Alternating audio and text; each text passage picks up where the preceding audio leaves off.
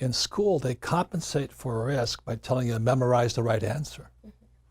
So in other words, these kids leave, young people like you, leave school thinking, oh, if I know the right answers, then there's no risk. And it drives old guys like me crazy.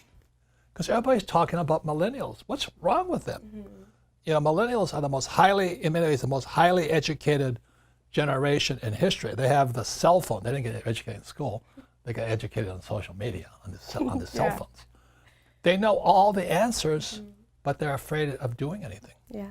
You know, the biggest complaint about my generation is millennials know all the answers, but they can't do anything. And the reason they can't do anything is because you might hurt somebody's feelings, you might make a mistake, you know, and that just keeps you guys just trapped in this little box here. Yeah.